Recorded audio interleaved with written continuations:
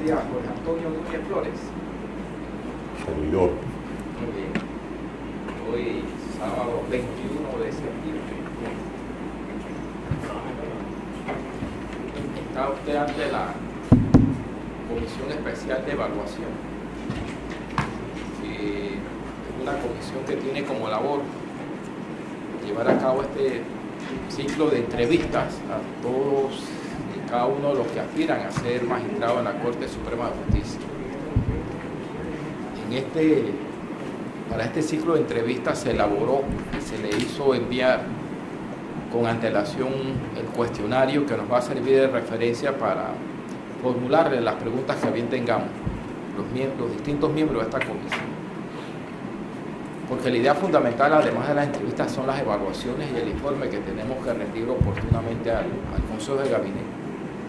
Y en ese cuestionario hay una primera pregunta que va a formular la representante de Alianza Ciudadana, que tiene como propósito conocerlo a usted a través de su historia familiar, pero también a través de su historia profesional y su ejecutoria,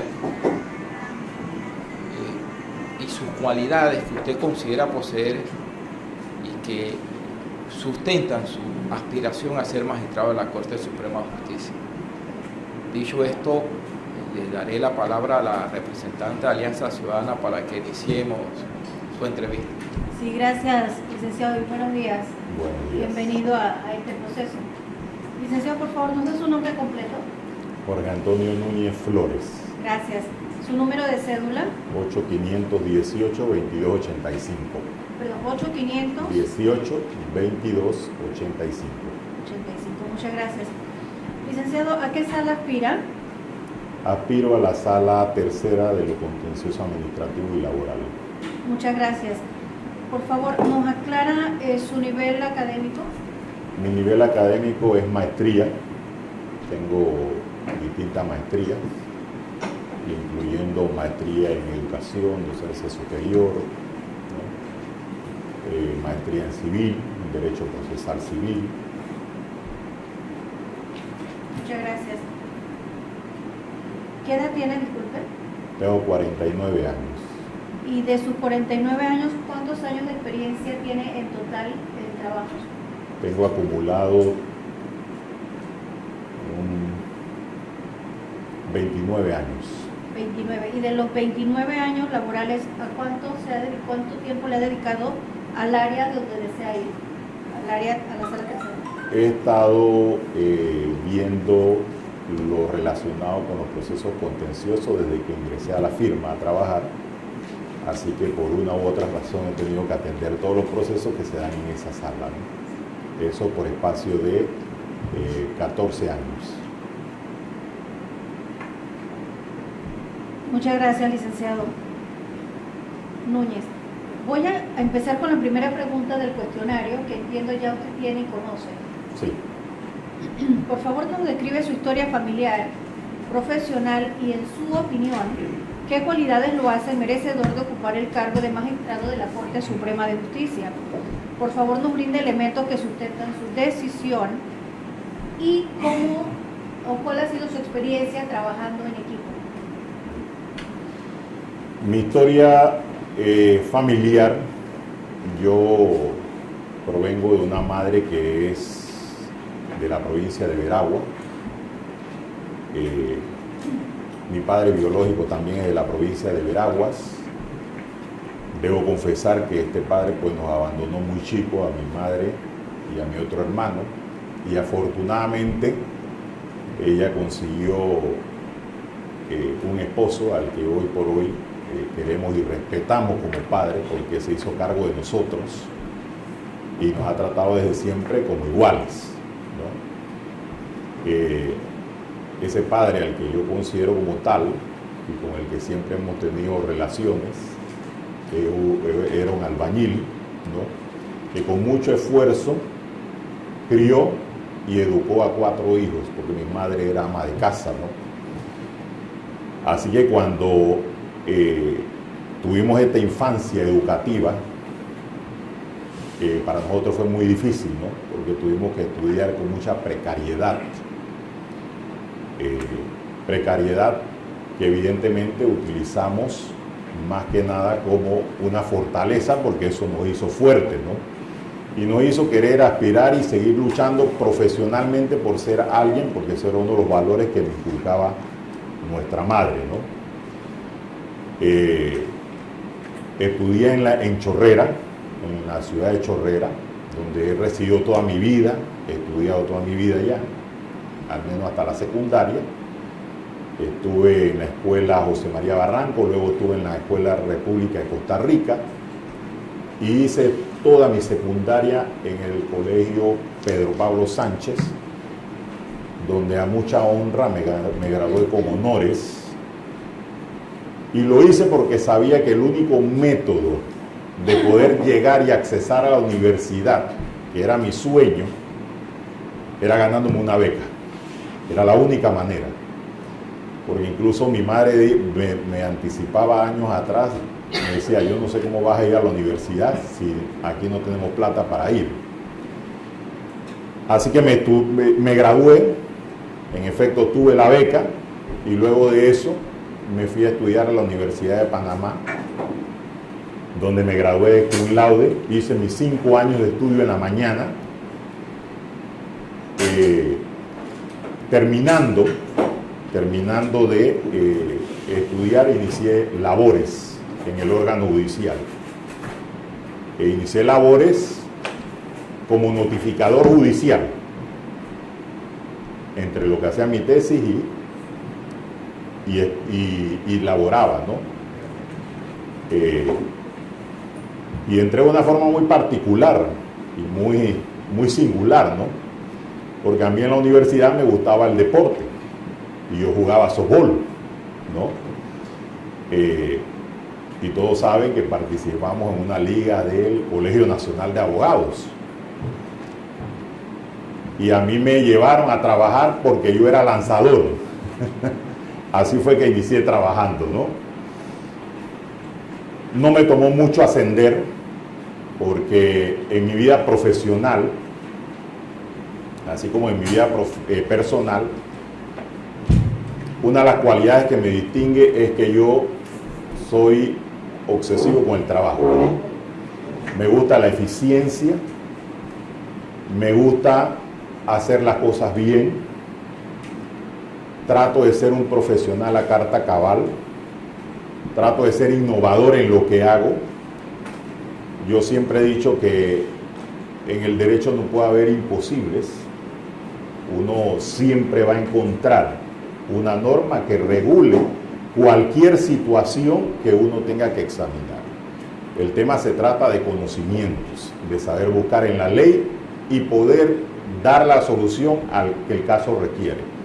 Y esto en las dos ópticas, porque me ha tocado vivirlo desde la judicatura, cuando estuve en la judicatura, y profesionalmente en mi labor de litigante, ¿no? Actualmente tengo 2 hijos que están estudiando Derecho. Ya uno de ellos se graduó. De hecho, uno de ellos, antes de terminar, trabaja en la sala tercera, donde está tratando pues de aprender, y le he inculcado que la labor de uno como profesional para distinguirse es por su trabajo y por su capacidad. ¿Por qué he tenido yo esta aspiración de querer ser magistrado de la Corte Suprema de Justicia? A lo largo de mi vida profesional he entendido que el aspirar a un puesto de magistratura no solamente es una honra, es un deber, o es una responsabilidad. Es el compromiso más grande como ciudadano que uno puede tener de administrar justicia desde la alta esfera o la máxima esfera de uno de los órganos del Estado. Por lo tanto, es una labor que no es sencilla, no es fácil, porque no se puede decir que estar en la corte sea algo fácil, porque eso implica una serie de situaciones, tanto a nivel interno como a nivel externo. Yo he sido un estudioso, como les he anticipado. Trato de que en el derecho uno siempre tiene que estar al día en las últimas corrientes, porque el derecho es muy innovador y en nuestra profesión de abogados la academia constante forja la capacidad de las personas. Comparto la experiencia también de haber vivido dentro del sistema judicial desde los años de la corte de lujo. He visto la visión del sistema judicial entre un antes y un después. Y evidentemente creo y estoy convencido que mi labor dentro del sistema judicial sería provechosa, en el sentido de que nosotros tenemos que buscar soluciones a la posible crisis de la que se habla dentro de la institución, la cual tiene muchos matices, ¿no? Y que evidentemente no es tan fácil de decir que el sistema judicial no funciona.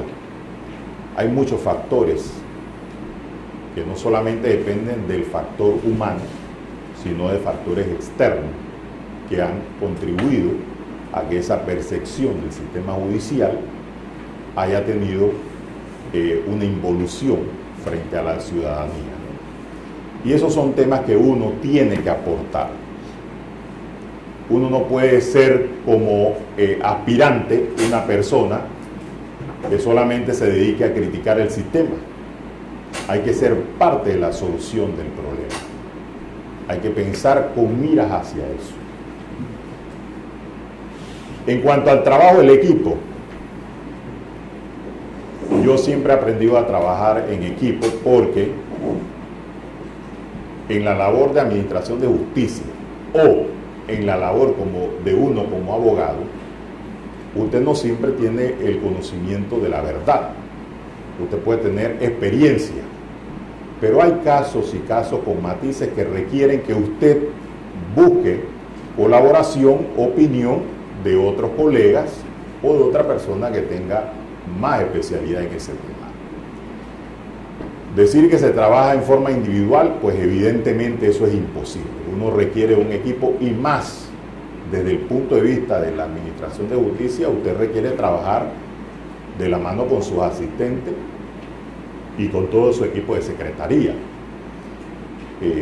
Porque uno como ser humano individual evidentemente no puede soportar la cantidad y volumen de trabajo en la que hoy se encuentra inmerso las distintas instituciones del Estado, ¿no? Y máxime en este caso el órgano judicial, ¿no? Que todos conocemos la morosidad que siempre se le ha cuestionado, ¿no?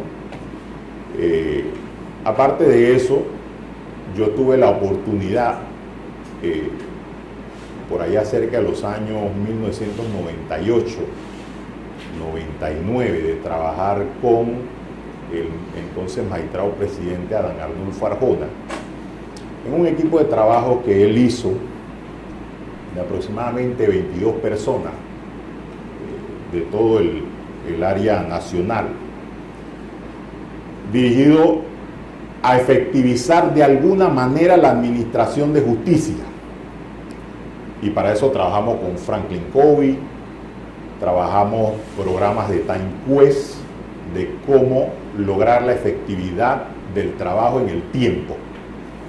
Y eso implica precisamente, dentro de esos matices que rigen esas disciplinas, el trabajo en equipo, ¿no? Lo que ellos llamaban el empowerment. Usted no puede siempre absorber todas las funciones si usted no delega, pero con supervisión, porque quizás en ese momento usted tiene el mando y control del despacho o de la unidad en la que usted opera. Entonces, sí se requiere que ese trabajo se haga de esa manera, ¿no? Muchas gracias, licenciado. Le paso la palabra entonces a mis compañeros. ¿Cómo no? De la Defensoría del Pueblo.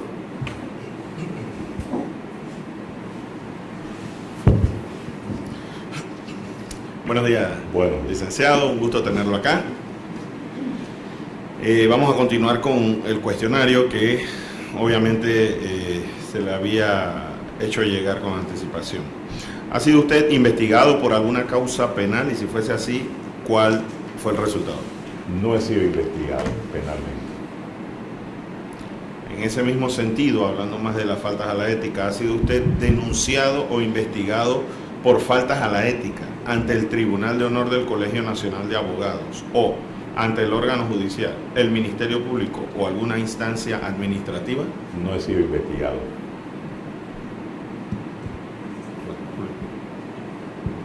De la Procuraduría General. Buenos días, licenciado, bienvenido. Siguiendo con el ciclo de entrevistas y sobre todo con el cuestionario pues, que ya se le había hecho llegar, le vamos a hacer la pregunta número 9 que dice lo siguiente: ¿cómo garantizaría usted la independencia en la prestación del servicio de administración de justicia en el marco institucional actual? Bien, interesante pregunta. Una pregunta que todos nos hacemos acerca de la independencia judicial, precisamente por ser uno de los elementos vitales de un Estado de derecho constitucional. Al leer esa pregunta yo me cuestionaba qué puede uno hacer. La independencia judicial está regulada en la Constitución y en la ley. Uno tiene que hacer lo que dice la ley. Yo soy de la opinión particular de que el tema de independencia judicial depende de la voluntad personal de cada uno. Eso es un tema de integridad personal. Es cierto que el sistema de selección de los magistrados ha sido cuestionado porque evidentemente tiene un contenido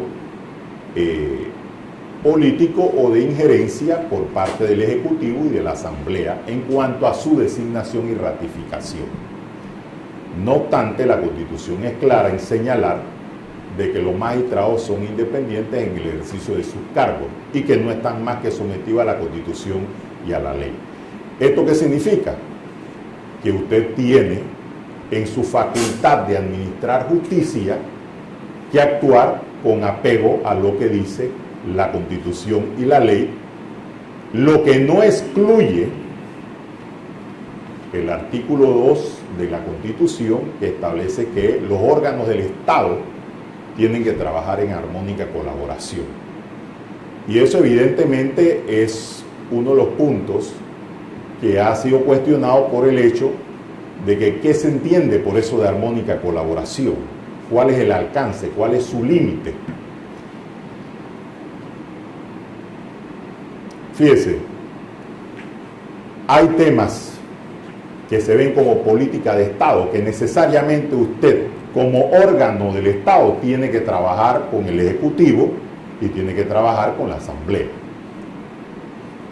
Está el tema del presupuesto, que ha sido uno de los mayores flancos que ha tenido la Administración de Justicia en avanzar precisamente a ese tema de la independencia judicial, porque pese a que dice la ley que el órgano judicial y el Ministerio Público elaborarán su presupuesto y lo enviarán al Ejecutivo para que sea incluido, todos sabemos cuál es la realidad cuando ese presupuesto llega a mano del Ejecutivo, donde se le hacen recortes anticipados, sin esperar siquiera que la postura del órgano judicial o del Ministerio Público sea discutida frente a la Comisión de Presupuesto.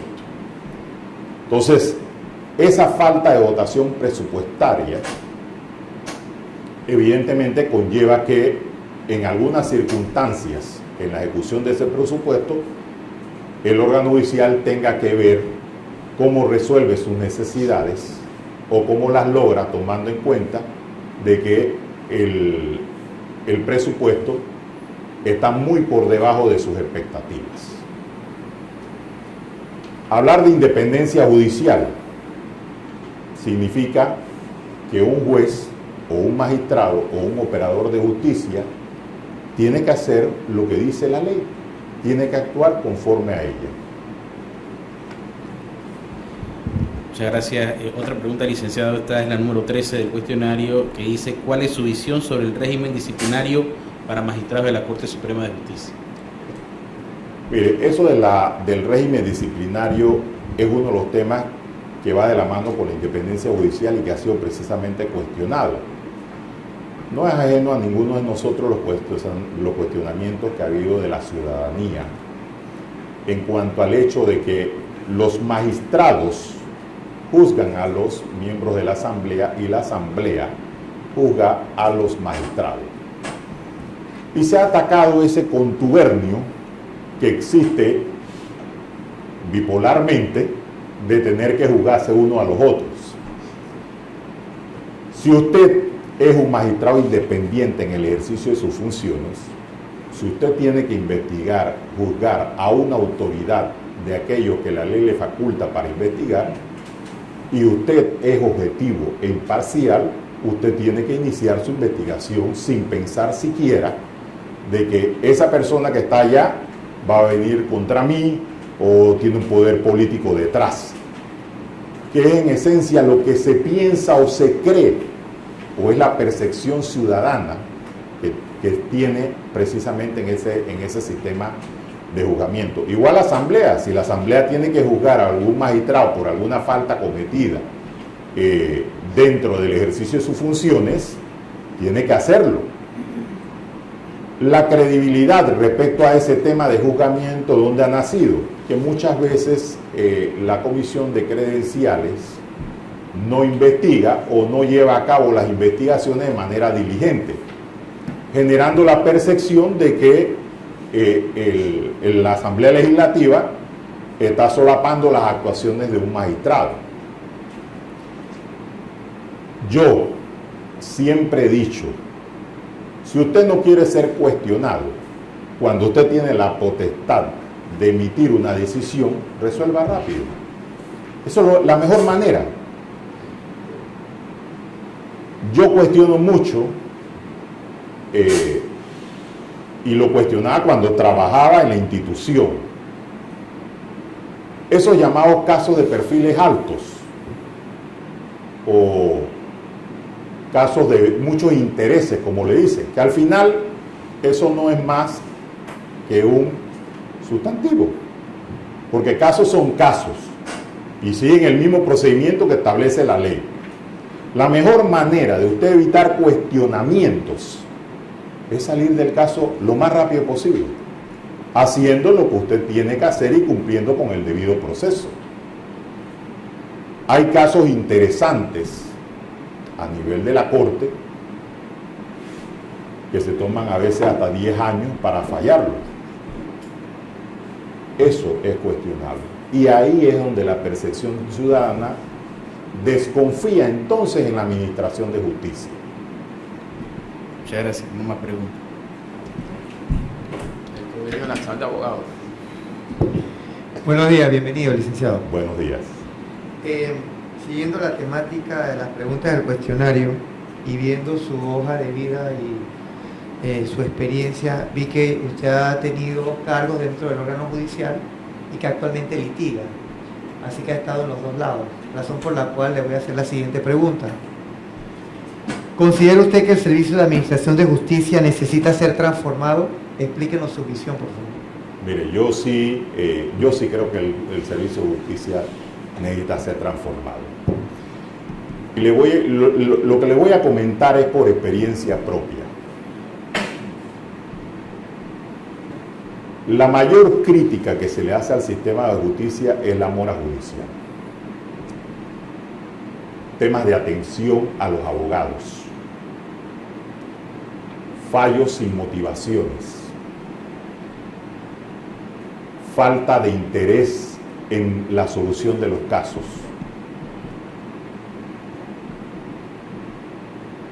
Y a veces me he quedado pensando porque he escuchado también la posición de algunos jueces. ¿Por qué están demorando tanto en resolver? Y la queja es la misma. Y yo estoy seguro que el magistrado Arrocha, en una visita que haga a los juzgados, va a escuchar las mismas quejas. Porque esas quejas han sido históricas. Primero, el lugar donde ejercen administración de justicia no son las mejores condiciones. Yo siempre he cuestionado por qué hasta el día de hoy el órgano judicial no tiene un edificio propio que conglomere a todas las unidades. Y pasan años y años y años y eso no se ha logrado. ¿Ya? El tema de los salarios. El tema de los salarios es algo reciente, de hace unos años atrás, que se mejoró, porque siempre se cuestionaba y se habían hecho estudios de que el tema de la corrupción venía precisamente por los bajos salarios. Y eso no es porque sea necesidad de un estudio aquí en Panamá, eso es una crítica que siempre se ha hecho doctrinalmente. Y hay estudios relacionados con ese tema. La dotación de mejores condiciones económicas para los jueces o los funcionarios evita precisamente estos temas. Y fíjese que ni siquiera el salario o el tope al que se ha llegado hoy ha evitado los actos de corrupción o cuestionamiento en que se han visto inmersos algunos funcionarios. ¿Sí? El tema de las instalaciones donde operan los mismos funcionarios actualmente. Realmente es deprimente, no da ganas de trabajar. Mire, yo cuando estaba trabajando en el juzgado séptimo en circuito civil, existía eso de la fibra de vidrio. Y el personal se la pasaba enfermo por eso. Yo personalmente tuve más de un año que asistí hasta un neumólogo para saber qué me pasaba, porque yo pensaba que tenía algo malo. Entonces, esas son condiciones de trabajo realmente para un funcionario, porque a veces está la percepción de este lado. Le exigimos a esos funcionarios que trabajen, que saquen casos, que fallen, que respondan, que bajen la mora, pero también ¿qué hacemos por ellos? ¿No? La alta litigiosidad de los casos ha crecido exponencialmente. No es lo mismo un reparto que se hacía en el año 1992 a un reparto que se hace hoy día. Los tribunales superiores civiles están saturados con los temas de amparo y eso es una queja que se le ha manifestado a la Corte. Hace unos días fui a presentar un amparo de un tema civil, número 398, apenas en septiembre. ¿Cómo un juez, un magistrado va a estar administrando justicia en las apelaciones de autos y sentencias si tiene que dedicarse a amparos? Y la mayoría de los amparos son negados. Entonces, hay también una educación por parte del profesional del derecho, porque esto ha crecido, la abogacía ha crecido como un tema de mercadeo. Entonces, hay personas irresponsables que no les importa presentar cualquier acción dilatoria por complacer al cliente o por querer cobrar honorarios. Entonces, esa parte tenemos que verla también, ¿no? El tema de la carrera administrativa. Bien, se implementó.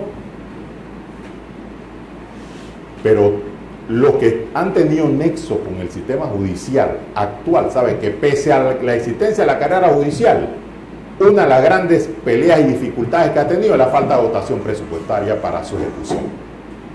Entonces, ¿cómo pretendemos valorar a los funcionarios y escalafón y ascenso y salario y reconocimiento si realmente no contamos ni siquiera con su reglamentación? Apenas se está reglamentando. Me comentaba un magistrado recientemente, dice, mira, lo curioso es que se ha abierto a concurso unos puestos de magistrado, pero cuando van a ver se dan cuenta que la parte del manual o el reglamento de escalafón no existe. hay que hacerlo ahora. O sea, primero el concurso y después la reglamentación. Esos son detalles que evidentemente uno tiene como administrador o operador que está dentro del sistema, en pro de los propios funcionarios, trabajar anticipadamente. Porque esa carrera judicial tiene sus expectativas, pero esa expectativa se va a lograr si realmente hay una dotación presupuestaria.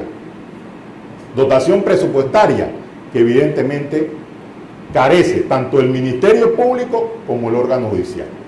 Entonces le exigimos a las instituciones que respondan a un nivel óptimo en circunstancias que tienen una carencia de necesidades. El tema no es un tema sencillo, ¿ya? Y yo se lo digo, como bien dice usted, el licenciado Loaiza, a quien conocí litigando, precisamente en estos juzgados cuando eran 7. El tema no es fácil, el tema no es sencillo, porque también la Corte tiene una función hacia abajo y hay que supervisar también lo que están haciendo los funcionarios. Miren, la institución tiene muy buenos funcionarios, hay gente muy buena, con mucha calidad, pero la gente se cansa. La gente se pone o empieza a ver su trabajo como una rutina. No hay motivación, muchas veces no hay motivación. Y siente que las autoridades superiores no se fijan en ello. Pero claro, ¿cómo se van a fijar si tienen bastante trabajo por sí solos? Es difícil. El tema de hacer que la administración de justicia sea efectiva no es un tema sencillo, ni es un tema que se resuelve de hoy a la mañana. Este es un trabajo estructurado que hay que hacer en el tiempo, organizacionalmente hablando. Pero ese interés de trabajar no se puede perder con el cambio de un magistrado o cuando cambia una presidencia, que es lo que ha sucedido en algunas circunstancias y ha sido objeto de crítica, ¿no? Hay funcionarios que todavía hoy día están peleando el tema de los sobresueldos. Pero ¿cómo le va a pagar el órgano judicial sobresueldo a esos funcionarios del 2015 si ni siquiera tiene el presupuesto para ejecutar las cosas más básicas?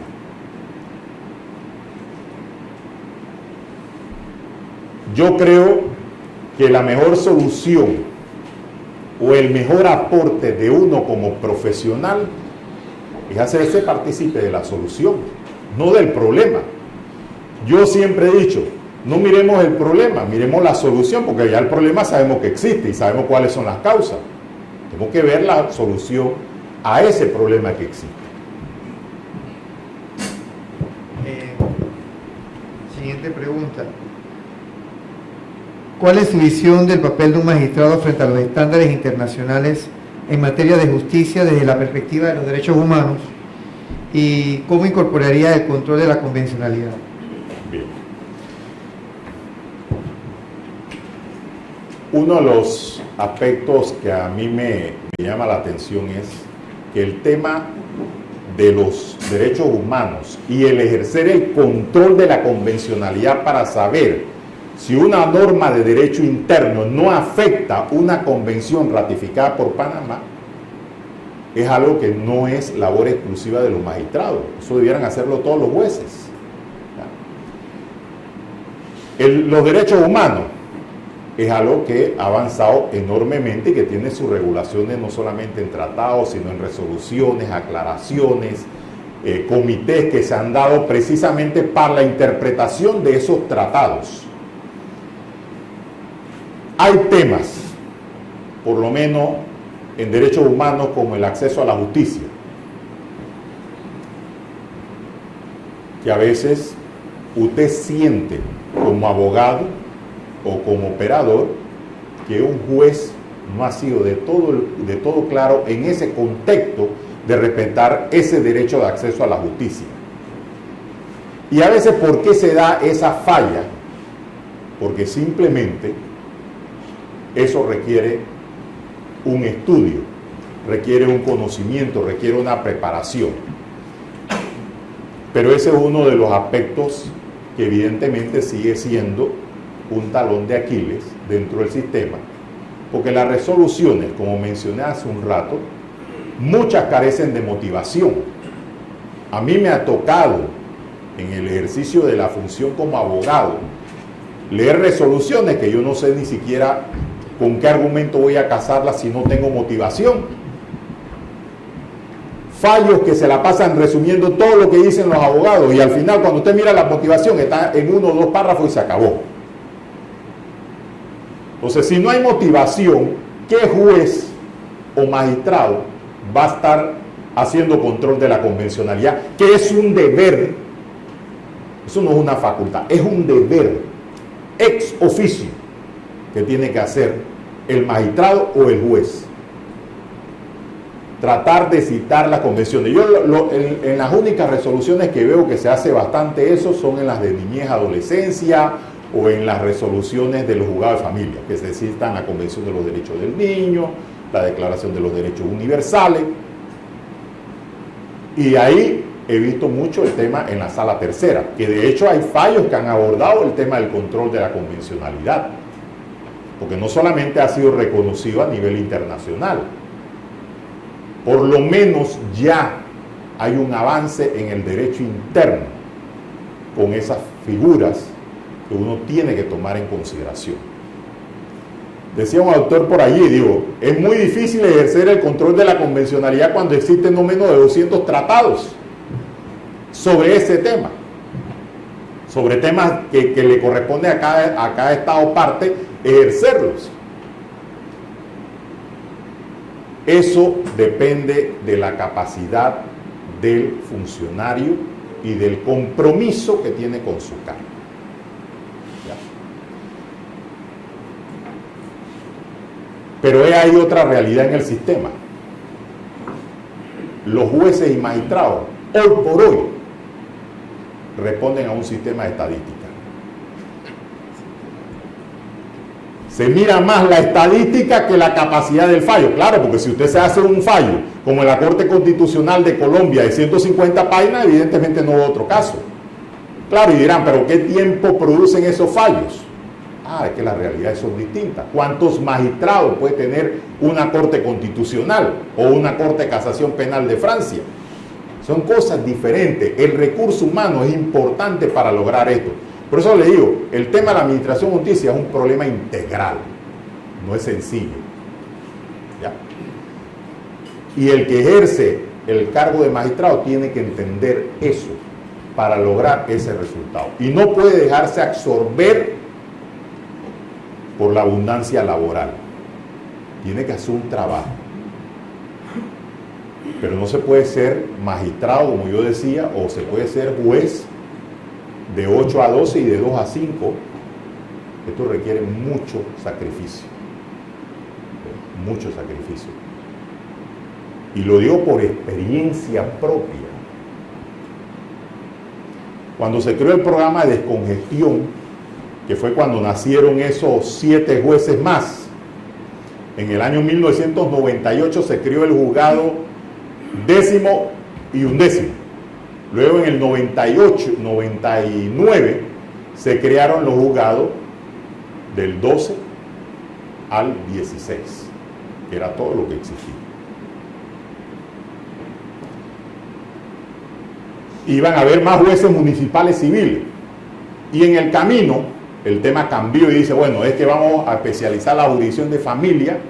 Parece que los magistrados de familia supieron sustentar mejor el tema y la necesidad de que se crearan unos jueces municipales de familia para así darle especialidad a esa jurisdicción. Yo en ese momento, con apenas 27 años, fui elegido para ser juez municipal de familia. ¿Y cuál fue mi sorpresa? Que bueno, ya sabíamos que teníamos que trabajar porque ese era un programa del Fondo de la Comunidad Económica Española, creo que era, la que estaba financiando el programa. Que nos dieron, bueno, los casos que lleva el primero municipal civil se lo va a pasar al primero municipal de familia. Y así, yo estaba en el cuarto, el que más casos tenía, 4.700. Ahí. No había archivadores. Nos mandaron unos archivadores esos andamios. que usted usa para poner piezas así de carro. Bueno, eso fue lo que nos mandaron. Ahí trabajen con eso. Es un espacio mucho más chico que esto. Un notificador y una secretaria y el suscrito. Y yo dije, yo no puedo trabajar con esta abundancia de expedientes. Yo tengo que saber qué tengo para trabajar para poder sacar el despacho adelante. Porque era un programa de descarga. O sea, yo tenía que responder a ese estándar. No era un programa de descarga o de congestión para sobrecargarme o para sobrecargar al sistema. Yo tenía que responder a esa designación. Me costó todos los días trabajar hasta las 9:30, 10 de la noche para llegar al nivel que si un usuario quería una audiencia de alimento, yo le decía, ¿puedes traer a la otra parte pasado mañana? Sí, bueno, pasado mañana tenemos la audiencia. Pues. A ese nivel llegué yo. Y tengo por fe y testigo a la magistrada Ángela Russo Cedeño, que todos los días bajaba y salía como a las 8:30, porque ella se quedaba tarde también. Y me decía, ¿cómo anda? A ver cómo yo estaba. Porque era una labor difícil, titánica. Al final eso mereció una mención dentro de una revista Justitia, que creo que se publica todavía, Olmedo, de que yo había sido, la descarga en mi despacho había sido efectiva con 79.8% de descarga. Eso para mí fue un regocijo personal, porque lo que debe hablar por uno es su profesionalismo y su capacidad de trabajo. Y así tuve anécdotas. Una vez me tocó ser juez suplente en un despacho determinado de esto de descarga que crearon, y como tenía el mismo mal de que solamente contaba con 4 funcionarios más, yo llego y me dicen, esto es lo que está para fallar, pero fállate este caso. Me dice la titular a mí. Yo no entré en discordia, no dije nada, porque el titular se va de vacaciones, no está para decirme lo que yo tengo que hacer. Yo tengo durante ese mes la facultad de administrar justicia en esos casos. Tenía como 16 expedientes para fallar. Yo los fallé todos los saqué.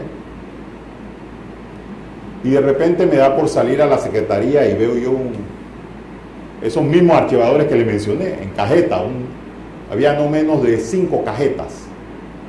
Y le pregunto yo al secretario de entonces, que era el licenciado José Correa, que creo que debe estar aquí concursando también.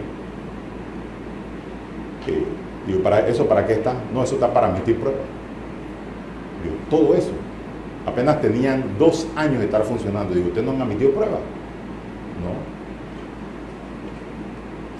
Cuando yo salí en ese mes, solamente dejé 5 expedientes pendientes a emitir pruebas.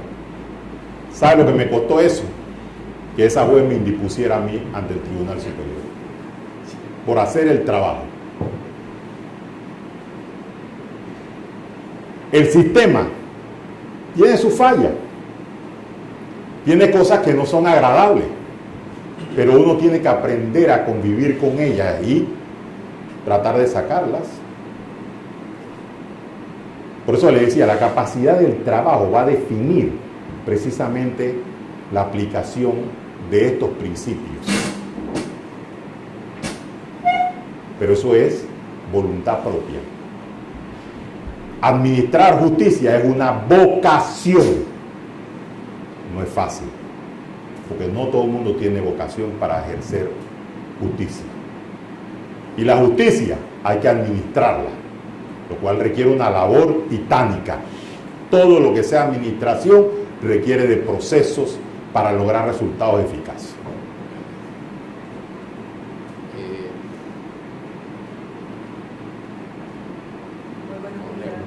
Buenos días. Señor Jorge,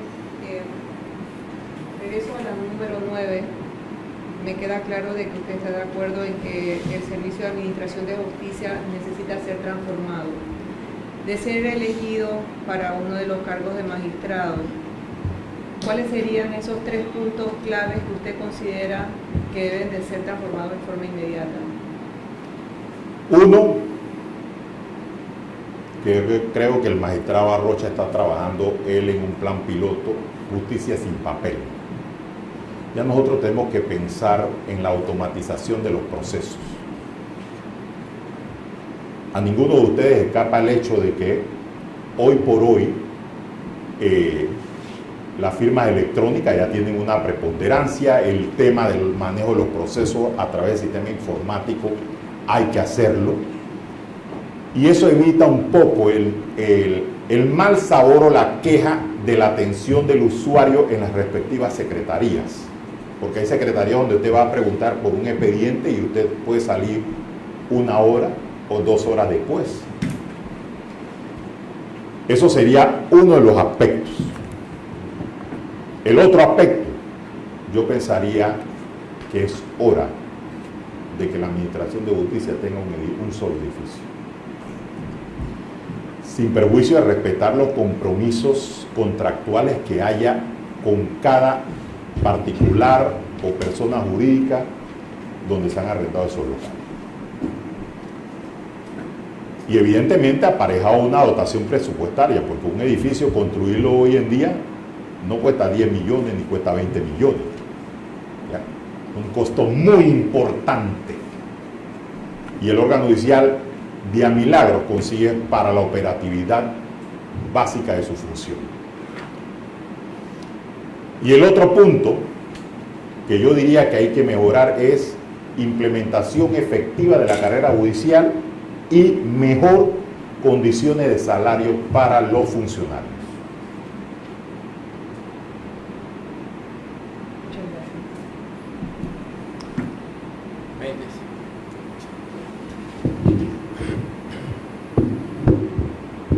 Sí, buenos días, licenciado. Bienvenido a esta sala. Bueno, dentro del cuestionario voy a formular la pregunta número 14. ¿Usted considera como privativas las funciones de cada órgano de un Estado democrático? ¿Y cuáles son sus límites? Hace un rato veíamos como marco de referencia el artículo 2 de la Constitución Política.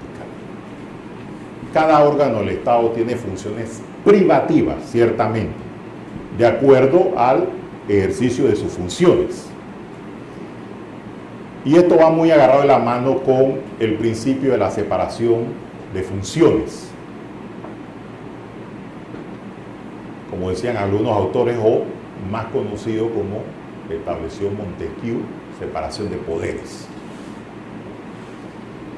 Sin embargo, doctrinalmente se ha dicho que la función de cada órgano del Estado tampoco es del todo privativa de forma rigurosa, porque tiene que haber controles en los actos que ejerce la administración en uno de sus poderes, pero sin desbordar ese límite que impone la Constitución. ¿Ya?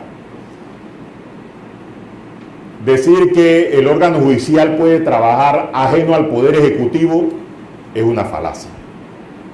Sí tiene que trabajar con el Ejecutivo temas de políticas del Estado. ¿Sí? Tiene que trabajar con el órgano ejecutivo, igual en el tema de manejo de leyes. El órgano judicial tiene que controlar lo que hace esos órganos del Estado, y precisamente por eso, que no es algo nuevo, es desde que se estableció precisamente este concepto, que esos actos que realice cada órgano del Estado pueden ser revisados por la Administración de Justicia. ¿Ya? Por ahí se decía que el que hace las leyes y las ejecuta no puede ser el mismo que la ministra. Ni el que administra puede ser el mismo que las ejecuta y las haga.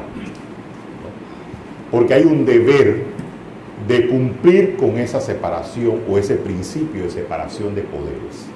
Que no quiere decir que se va a actuar divorciadamente en lo que a política del Estado se refiere. Esa es la visión que yo tengo del principio de separación de poderes.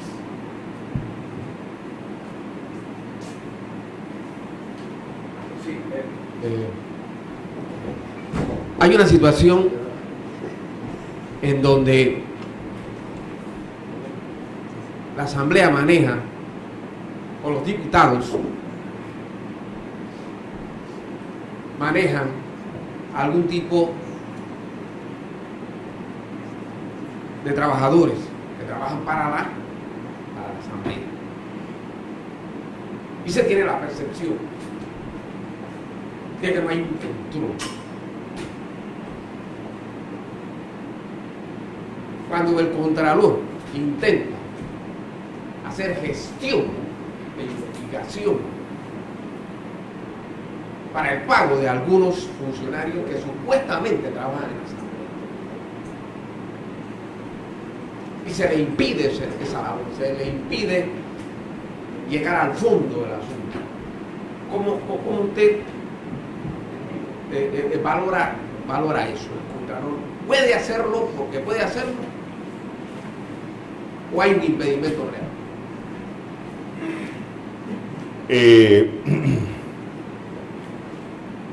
En el tema de la Asamblea, en cuanto a los cuestionados nombramientos, de lo que usted ha hecho mención, que ciertamente están siendo cuestionados, la Asamblea, de acuerdo a su reglamento interno, dice que puede contratar al personal de apoyo que ellos deseen, ¿no?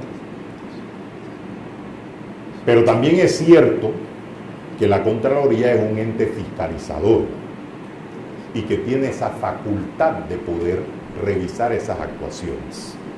Por lo tanto, si uno quiere que dentro de su órgano del Estado haya transparencia, siempre y cuando respetando los límites de sus funciones, usted puede investigar.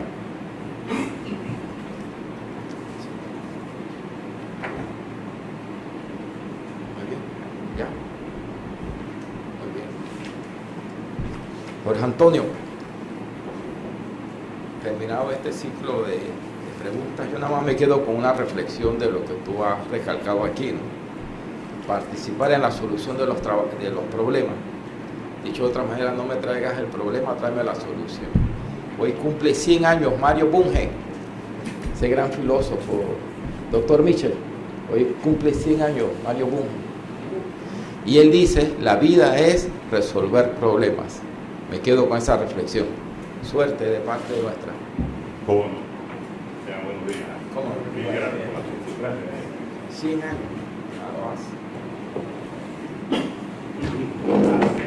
¿Ah? ¿Sí? Cumple 100 años.